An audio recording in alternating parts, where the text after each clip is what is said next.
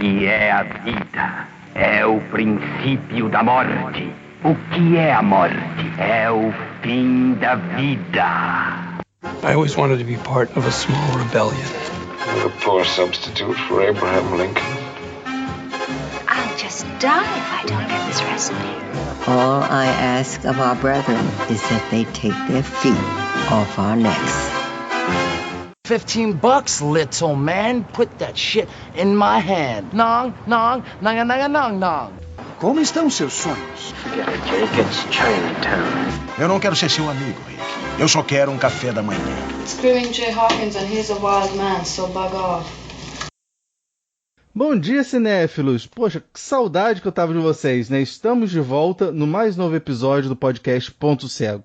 Eu sou o Thiago, seu apresentador, e junto comigo está... Eu aqui, Rodrigo. Fala, Rodrigo. Você viu algum filme bacana nessa semana que você gostaria de indicar para os nossos ouvintes? Olha, eu vi um filme chamado A Chefinha, que é um filme de comédia, né, estrelado pela Issa Rae, a Regina Hall e a Marcia Martin. É um filme que é bem gostoso de assistir, sabe? É uma comédia... Tipo aquele filme de comédia que você fala... Eu já assisti a esse filme, eu sei o que vai acontecer no final, mas naquele meio ali tem alguma novidade, sabe? Alguma coisa boa que te prende. E é bem legal. Bem legal para quem tem Telecine, ele tá disponível no Telecine. Aí, legal. Cara, eu tava pesquisando filmes que poderiam entrar no tema da nossa semana, e aí eu encontrei um filme chamado Amei um Bicheiro, que é da Atlântida. É um filme da Atlântida com os atores básicos lá da Atlântida, né, que é o Sil Farney, a Eliana, o Grande Otelo, só que não é chanchada. Eu fiquei surpreso porque eu achei que ia ver um filme de chanchada e esse filme não é de chanchada. Esse filme é praticamente um filme noir, sabe? Tipo, a história de uma mulher que se envolve com um bicheiro e o bicheiro fica nessa de tentar sair dessa ocupação dele, né? Ele fica dividido entre a mulher fatal e a mocinha, né, a Eliana. A gente vai ver se o Farney e a Eliana nos filmes que a gente vai discutir, o Grande Otelo, claro. Então, né, eu gostei muito, recomendo, e esse filme não é chanchada, e eu achei que era, e aí me surpreendi muito positivamente em ver esse filme. Ah, perfeito.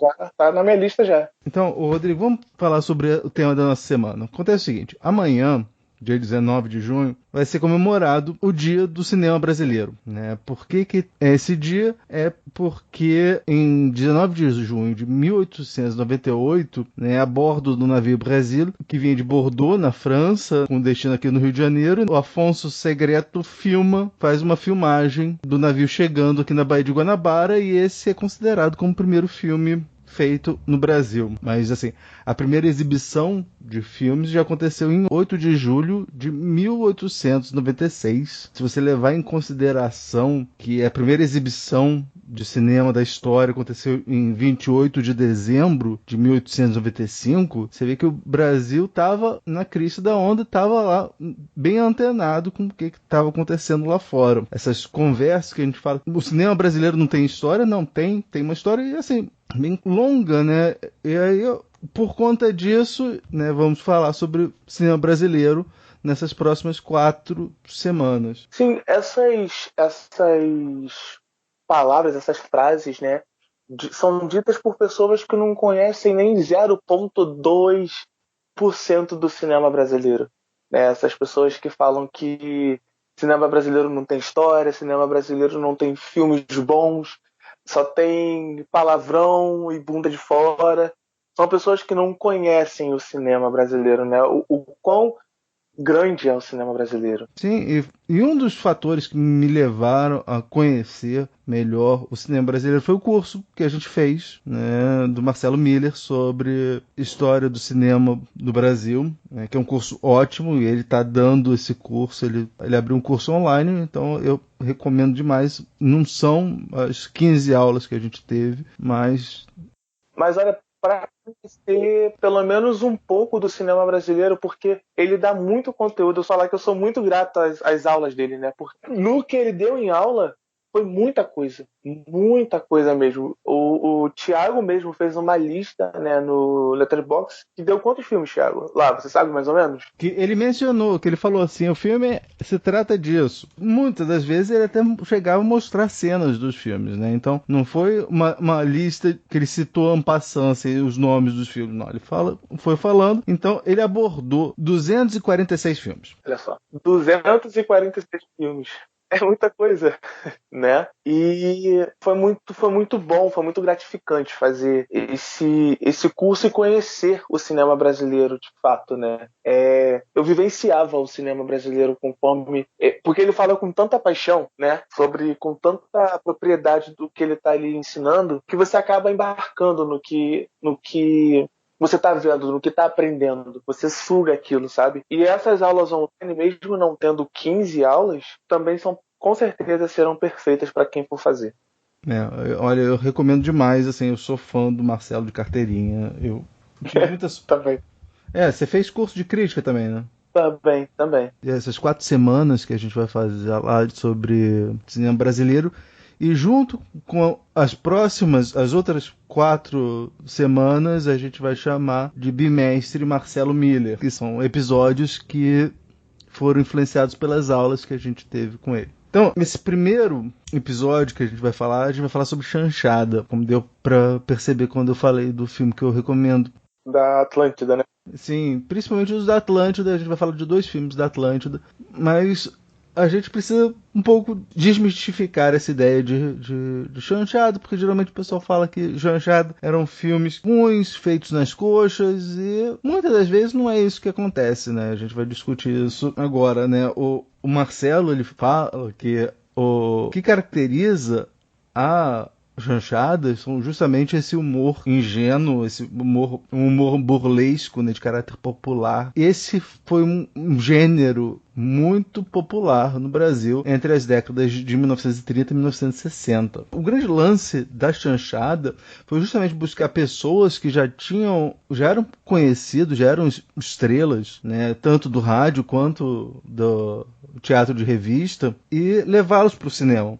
Então esse tipo de prática, né, de pegar alguém que era famoso de um lugar e levar para o cinema, é comum até hoje com as chamadas Globo chanchadas, né? Sim, então aqueles filmes protagonizados por Leandro Hassum, Ingrid Guimarães, Rodrigo Santana, né, que busca lá atrás aquele humor burlesco, né, aquele humor físico, até às vezes físico, e traz para os filmes de hoje, né? E arrasta multidões, né?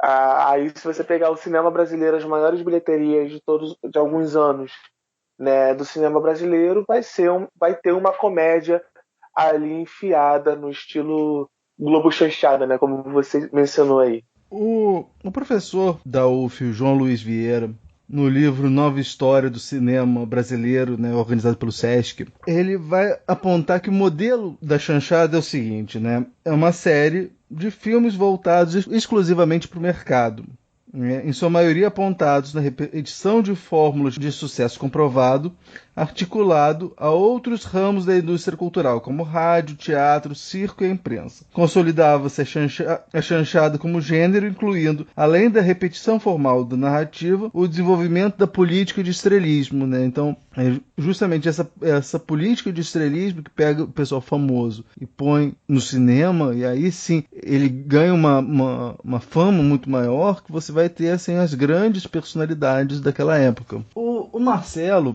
ele vai falar que para a formação da chanchada teve 5 fases, né? Você tem logo no começo, logo nos primórdios, você teve as comédias mudas, né? Porque é uma tradição brasileira, né? Não foi só com a chanchada, né? E que vai até a Ingrid Guimarães, como você falou, do Leandro Hassum, mas desde lá atrás você tem comédias mudas. Aí, em 1930, a gente vai ter os filmes musicais da Cinédia, né, o estúdio da época.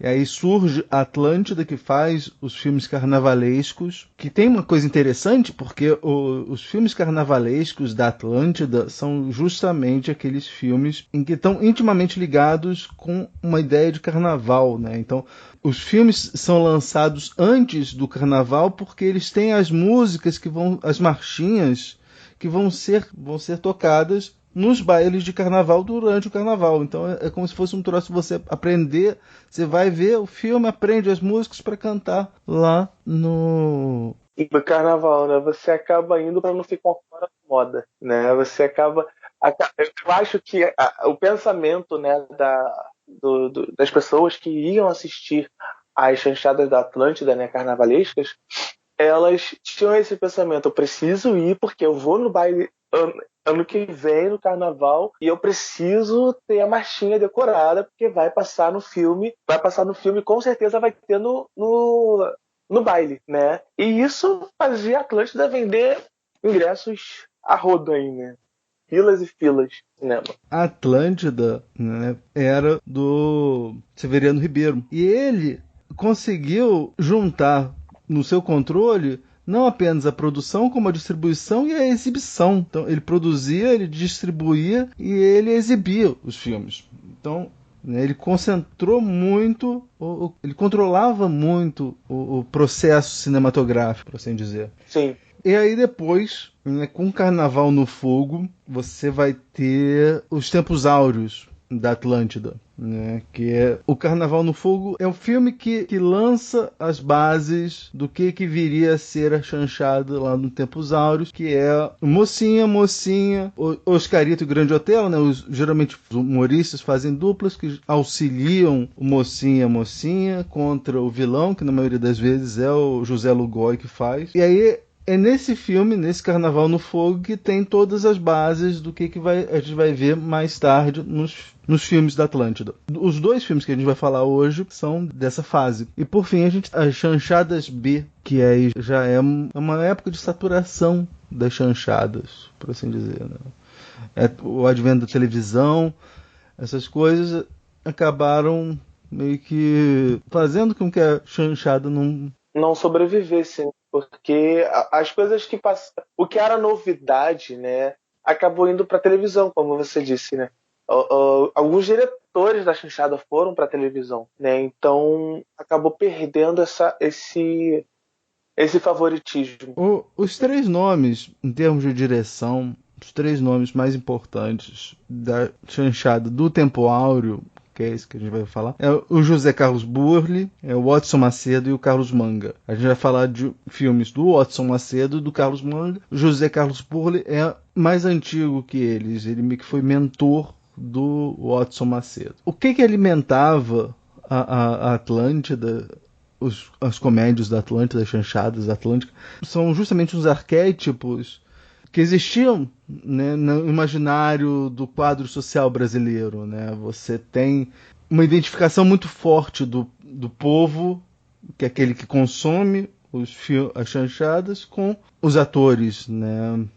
Você tem o Grande Otelo e o Oscarito, né, que representam o malandro, por assim dizer, né?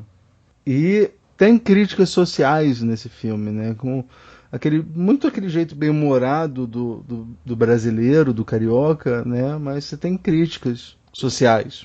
Então, nesses tempos áureos, né, você tem uma substituição do modelo de mocinha, mocinho e vilão, né? Você tem outros personagens, né? Por exemplo, você tem o mocinho, que geralmente é o Anselmo Duarte, ou então o Silfarney. Você tem a mocinha, que geralmente é a Eliana.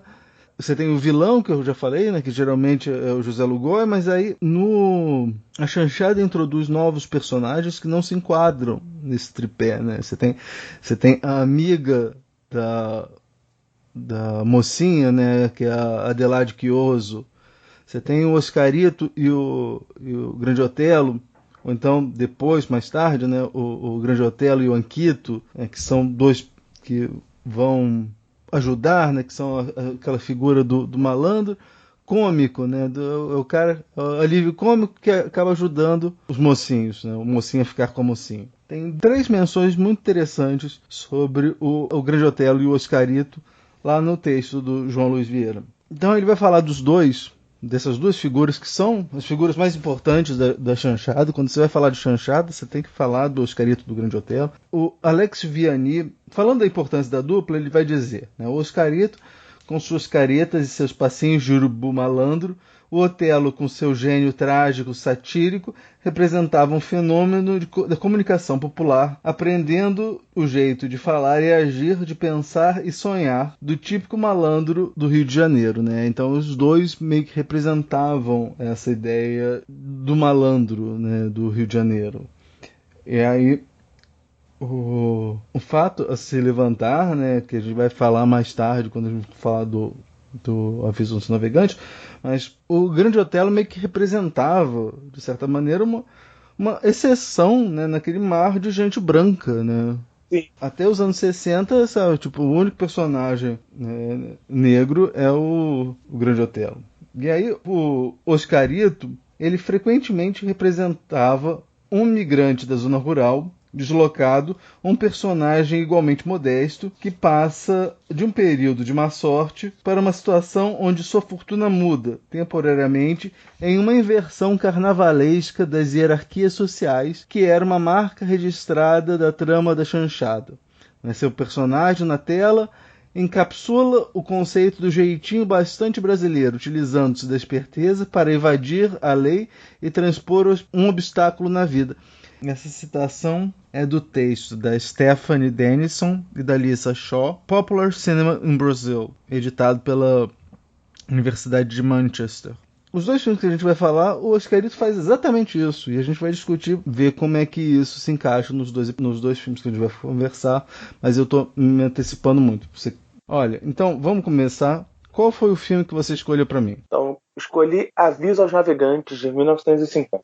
Então, vamos falar sobre o filme Aviso aos Navegantes, mas antes vamos ouvir o trailer. Se bem que eu não sei se vai ter trailer, porque... Eu não sei, vou ver se encontro alguma coisa. Eu nunca estuve em Cuba, eu sei mover as cadeiras, eu sou de Madureira. Ai, Candelaria.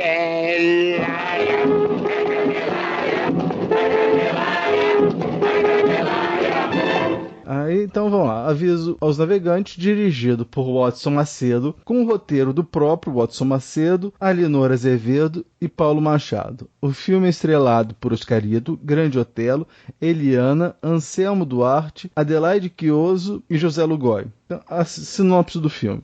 Então, uma companhia teatral brasileira retorna ao Brasil num luxuoso transatlântico após uma série de apresentações em Buenos Aires. A bordo está Cleia, a Eliana Macedo, a Eliana Macedo, ela é sobrinha do Watson Macedo, Ela é uma dançarina cortejada por Alberto, o Anselmo Duarte, o imediato do navio, e pelo príncipe Suave Leão, o Ivan Cury, que é outra figura também que aparece em várias chanchadas. Embarcado clandestinamente a Frederico, Oscarito, que após ser descoberto por Azulão, o Grande Otelo, já estamos vendo alguns problemas que existem nesse filme. Uhum.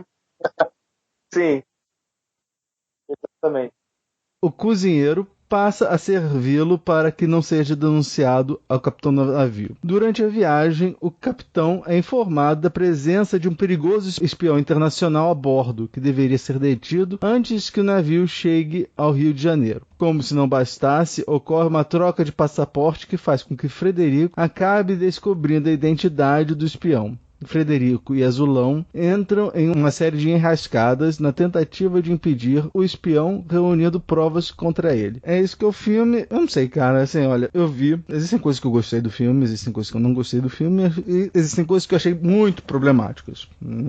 São mais até do que eu não gostei, assim. Eu não gostei umas bobagens, mas assim, algumas coisas eu achei bem problemáticas. Coisa que eu gostei é algumas gags de humor físico dos dois.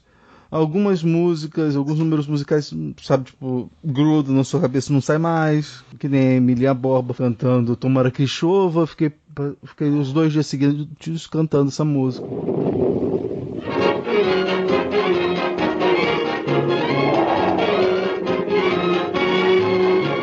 Tomara que chova 3 dias sem parar. Oi, tomara que chova 3 dias sem parar. A minha grande mágoa é lá em casa não ter água e eu preciso me lavar. Oi, tomara que chova 3 dias sem parar. Oi, tomara que chova 3 dias sem parar. A minha grande mágoa é lá em casa não ter água e eu preciso me lavar. Mas coisas que eu não gostei são a quantidade absurda de número musical, né? Exatamente. Cara, eu tava revendo o filme, aí parei. A gente tava em 15 minutos, a gente tava no 4º número musical. Me pareceu muito. Em Atlântida, como a gente disse, né, se aproveitou do sucesso que seus filmes faziam para produzir mais filmes com marchinhas, né? E esse filme ele tem uma quantidade excessiva de músicas, né? Eu tava assistindo, aí eu assistia, eu olhava, gente, peraí, quando é que vai desenrolar a história? Aí desenrolava um pouquinho, aí voltava pra música. Uma coisa que eu achei legal é que a música sempre ocorria praticamente no teatro do navio, né? Pra mim ele como se fosse o teatro do navio, porque sempre que cortava a música tinha alguém aplaudindo. Eu falei, tá, isso aqui me fez pensar que tá acontecendo no teatro do navio, não alguma coisa aleatória. Mas mesmo assim, me incomodou muito. Parece que te incomodou também. Algumas músicas eu gosto, algumas músicas são clássicas. Tipo, eram músicas que me remetiam à minha avó. Minha avó cantava essa música lavando louça. Tomara que chova. Ela cantava lavando louça, sabe? Mas fora isso, interfere muito no ritmo do filme, pra mim. Tanto que aqui na sinopse você tá dizendo, né, que a gente coloca aquele azulão e Frederico entra em uma série de enrascadas na tentativa de impedir o espião. Isso acontece no ato final mesmo. Né? Nos últimos 10, 15 minutos do filme. E você quer ver mais da dupla. Sim, você acaba vendo o pessoal cantando. Algumas músicas são clássicas. E aí é legal você ver de onde é que elas surgiram. Você falou da sua avó, tô falando da minha mãe que canta muito dessas músicas, dessas marchinhas. Agora, eu achei que teve algumas que você fica perdido. Eu fiquei algumas vezes perdido, eu não sabia o que estava acontecendo. E olha que, assim, eu estava prestando atenção no filme, né? Eu até vi numa cópia boa, algumas partes não dava para entender, mas quando tocava a música, e era uma música que não tinha nada a ver com a história, nada a ver com o enredo, e me tirava quando voltava a cena eu falava o que estava acontecendo na cena antes. Eu tinha que lembrar o que estava acontecendo. Sim, isso aconteceu também. Sabe? Uhum. Os dois funcionam muito bem juntos, porque eles têm uma química ótima, né? Tanto que eu gargalhei aqui assistindo a cena deles fazendo a sopa de gaivota, o caldo de gaivota. Que coloca um monte de coisa. Eu comecei a rir, porque aquilo dali nem precisava falar nada. Eles estavam colocando e mostrando pra câmera o que eles estavam colocando ali dentro. Uhum. Né? Aí ele falava, vai colocar água, vai colocar nabo? Não, nabo é venenoso. E um monte de coisa venenosa que ele colocava ali, mas coisas curtas. Essa cena durou 15 segundos, 20 segundos, sabe?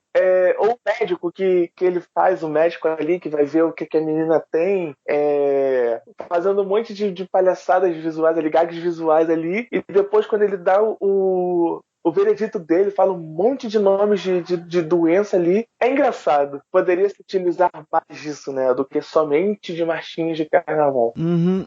Aí o filme é longo, né? O filme tem quase 2 horas. E aí, não sei se precisava encher tanto de marchinha de carnaval. Pois é. E olha que eu gosto de musical, hein? Mas de musical. Pra quem assistiu Os Miseráveis sem reclamar, é que gosta. Pra mim foi um filme assim, bem complicado de terminar, né? De assistir, porque já não tava mais querendo saber o que ia acontecer com a trama. Sendo bem sincero, já não tava mais. Eles estão ali com o espião. Eu sei que a trama principal é o espião e o rapaz lá cortejando a menina, tem também o príncipe cortejando a menina. Tá bom, a dançarina tá bom. Mas fora isso, não pegou. E o que eu ia falar do problemática é assim, em que pese o Grande Otelo tá ótimo, O seu personagem é muito problemático, né? Eu não sei, eu não tô no meu lugar de fala, né? Eu sou branco, macho, escroto, então não posso meio que falar, mas eu achei não envelheceu muito bem essa figura do azulão, por assim dizer. Claro, assim, nós nos transportamos para uma época que, nossa, ele é praticamente o único ator negro que aparece no filme. Os outros são da banda, né, que só aparecem de relance, sim. Mas é um personagem problemático, né? É um personagem que, se ele não tivesse pego o cara lá, o Frederico, né? Quem ia lavar aquela quantidade todas de pratos que o Frederico estava lavando era ele. Ou seja, o único cara negro que estava ali. O nome dele, Azulão, sabe? Foram coisas que incomodaram o pouco tempo de cena que ele tem, né? E se guiado ali, não tendo suas próprias pernas, eu acho, assim. Ele foi subaproveitado, mesmo ele entregando uma atuação bacana, né? Porque quando ele foi introduzido no filme, eu falei, caramba, o Grande Otelo foi introduzido muito bem. Tipo, aquele cara malandro, deixando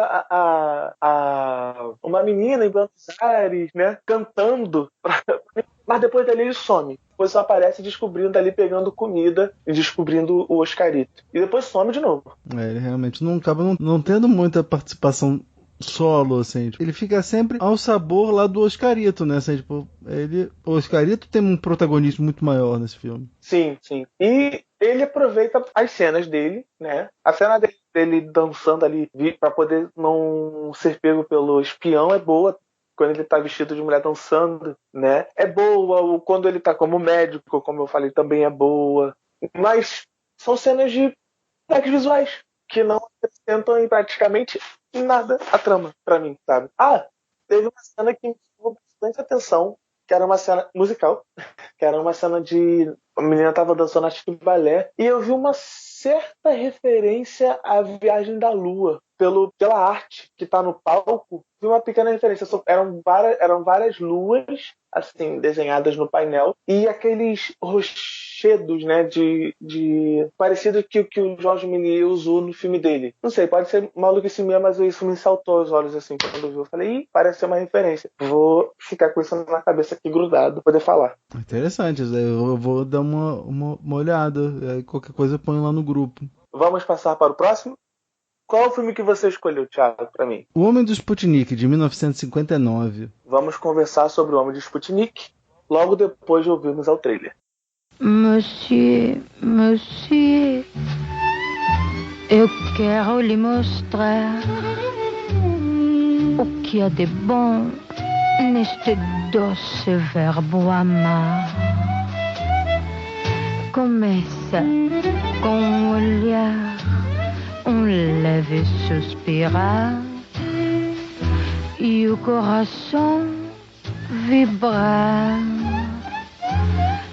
L'amour est bon quando é platonique, mas depois que eu falo, tudo vira physique.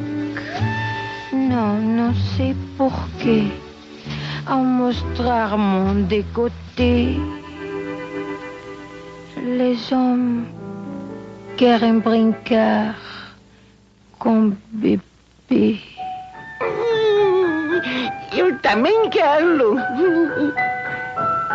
Gostosa. O Homem do Sputnik foi dirigido por Carlos Manga, com o roteiro de José Cajado Filho. No elenco figuram Oscarito, Sil Farney, Zezé Macedo, Norma Bengel e Jô Soares. Sinopse do filme. O filme narra as peripécias de um homem simples que pensa que o satélite russo Sputnik 1 caiu no galinheiro de um sítio. A notícia se espalha e ele é perseguido por espiões de todos os tipos, até que a verdade venha à tona. O estreante Jô Soares, ainda como Joey Soares, faz o papel de um espião americano no Brasil. A inclusão desse espião fez com que o diretor Carlos Manga perdesse uma bolsa de estudo nos Estados Unidos. O filme teria sido visto por 15 milhões de espectadores. Sucesso, né? Comercial pra época.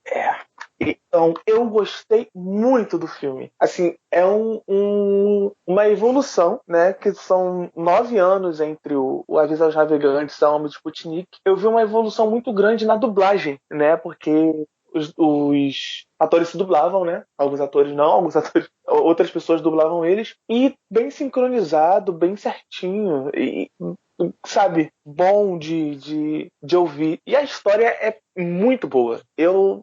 A sátira, né, a corrida espacial é perfeita. É perfeita.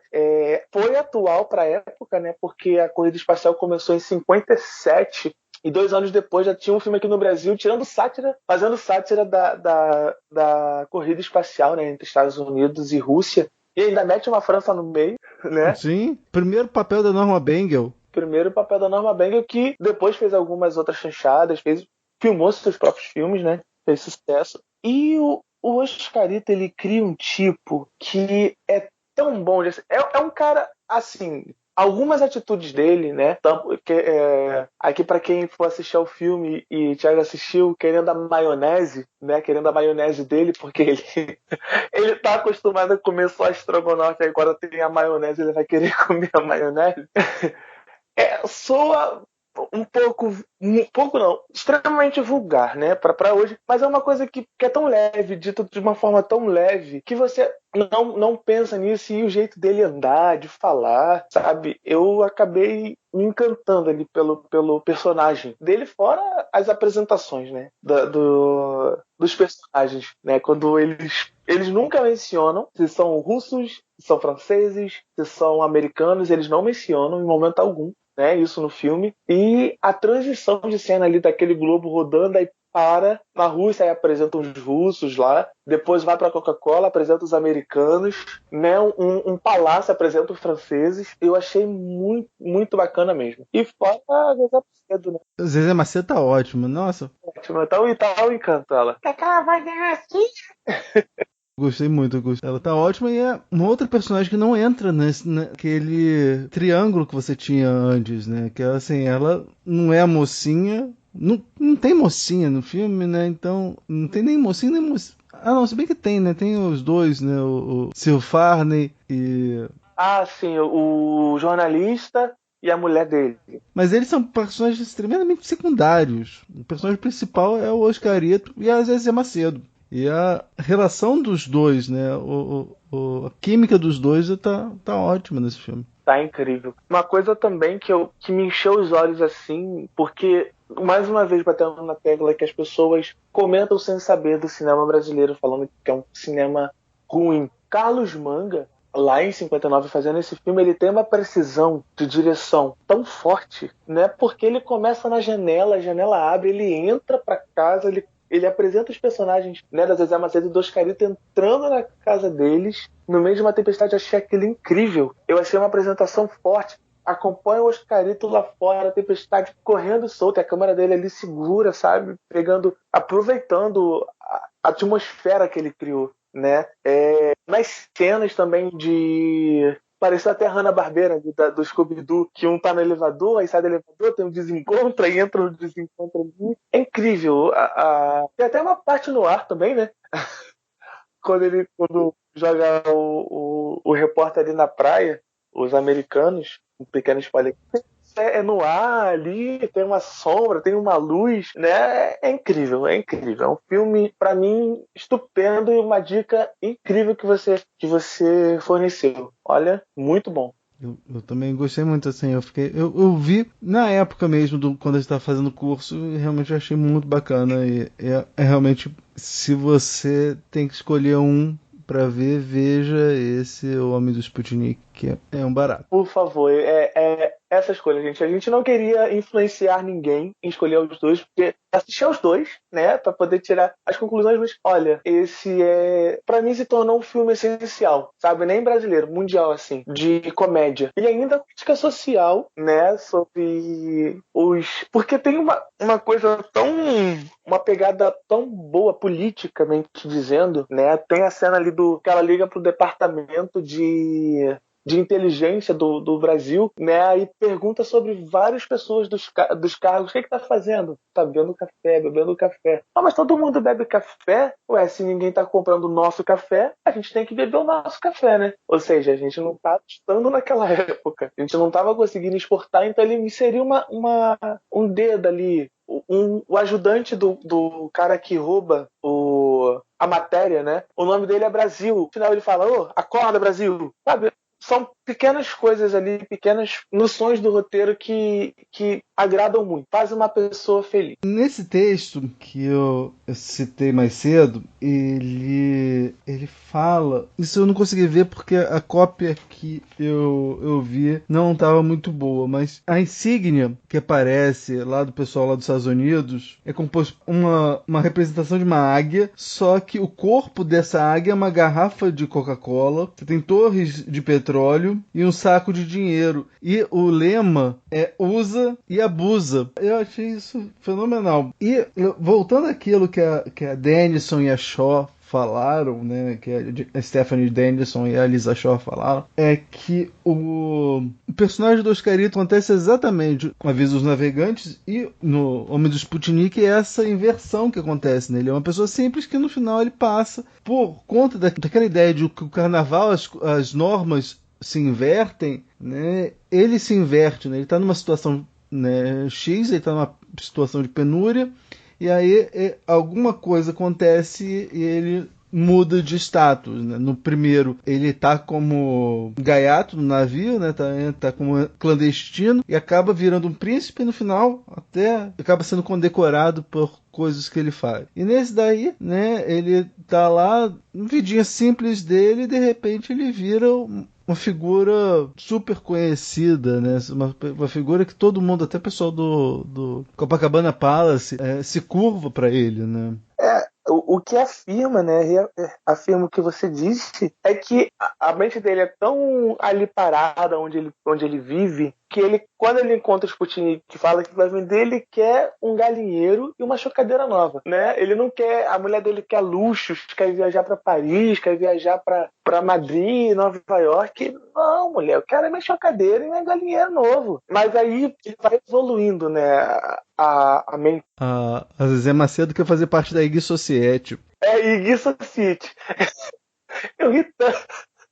Ainda mais do jeito que ela fala. Gosto de ver o que se passa no Iggy Society, ora. Aonde? Iggy Society. É onde vive gente bem, entendeu? Não. Isso não é mesmo pra sua telepatia. É tão incrível, né?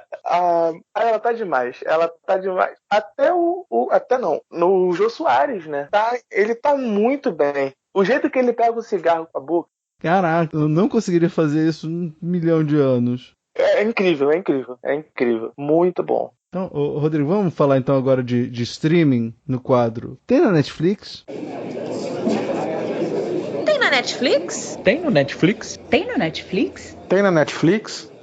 Tem na Netflix. Então, Rodrigo, você viu algum filme bacana recentemente, alguma plataforma de streaming que você gostaria de indicar pra gente? Olha, a gente está, né, falando sobre cinema brasileiro, então vou indicar um filme brasileiro que eu assisti recentemente, que é La Vingança, né? É um filme... Olha, eu não peguei dado nenhum dele, eu sou muito louco, era pra eu pegar, mas ele tá disponível na Netflix, é uma comédia, né? É um road movie, pra ser mais exato, tem uma participação da Leandra Leal, e é com o Furlan, com o Daniel Furlan, né, que faz o amigo do traído, um rapaz é traído pela namorada, que ele ia pedir em casamento, e a namorada vai morar com um cara na Argentina, com um chefe de cozinha na Argentina. E esse amigo, que é o papel do Daniel Furlan, fala pra ele que ele tem que ir pra Argentina pegar todas as meninas possíveis para poder se vingar.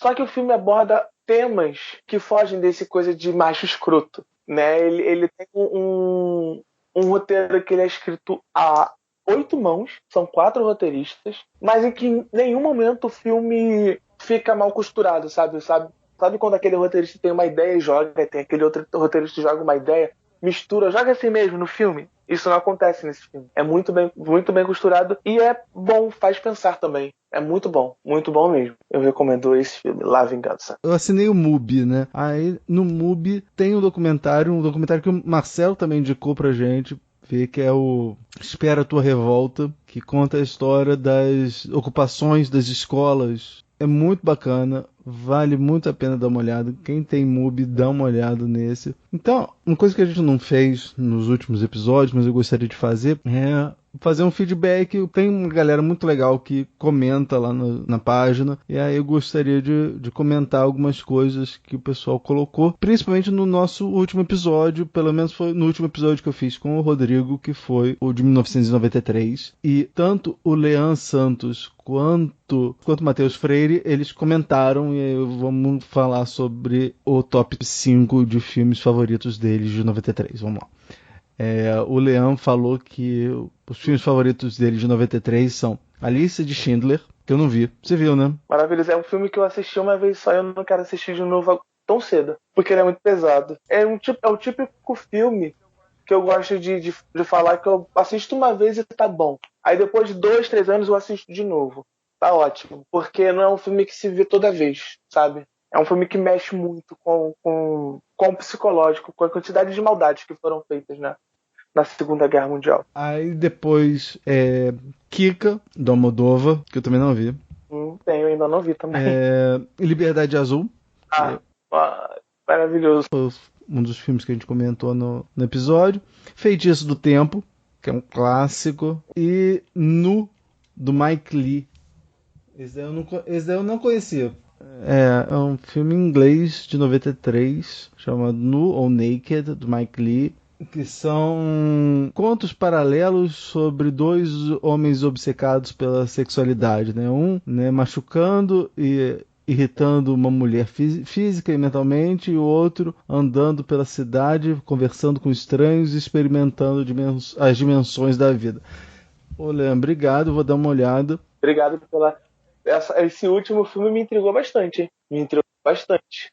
Assim, eu não sei se ainda vou assistir porque eu tenho um negócio com torturas físicas contra mulheres. Eu tenho um certo tipo de distanciamento. Aí o Matheus Freire, ele deu também os 5 filmes favoritos dele, a gente vai comentar agora. O Pagamento Final, do Brian De Palma. Com Patino, né? Sim. Amor a Queima-Roupa. Direção do Tony Scott, mas é o roteiro do Tarantino. Eu tenho esse filme em VHS. Eu vi esse filme em VHS. Desafio no Bronx, do Robert De Niro. Um Dia de Fúria, que foi o outro filme que a gente conversou. E finalmente, sim, Jurassic Park. Clássico, né? Então, Matheus, obrigado. Matheus foi quem apresentou o episódio sobre o Jim Jarmusch, que eu gostei muito de fazer. Foi um troço mega longo, mas foi muito legal assim, conversar, porque é um dos meus diretores favoritos, é um dos diretores favoritos dele, então foi bacana. Bacana, vocês pegaram a filmografia dele toda, né? Você ficou longo. A gente pegou a filmografia dele toda, ficou enorme. Assim, ficou um troço longo, mas, porra, foi maravilhoso fazer. Cara, ô Matheus, quando você estiver na pilha, dá um toque e você volta aqui e a gente conversa mais, porque foi muito legal. Rodrigo, você tem algum meio de contato?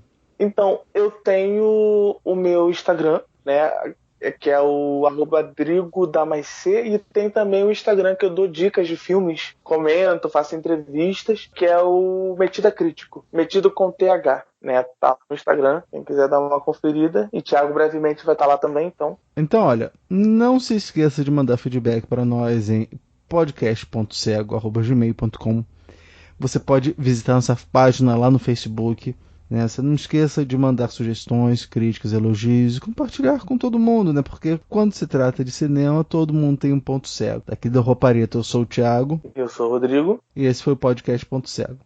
Obrigado.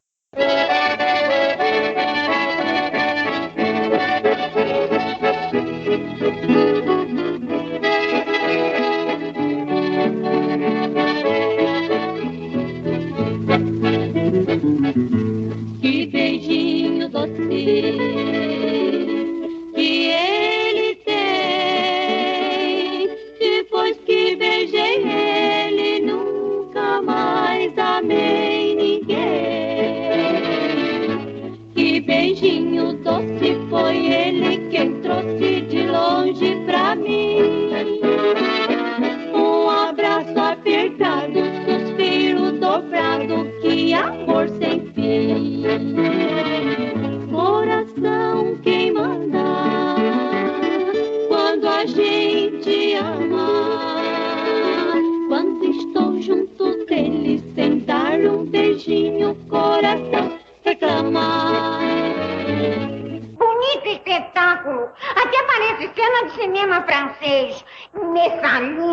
Pardon, meu nome é Bebê. Pois então vai beber o marido de outra, viu? Porque o meu Anastácio não é refresco.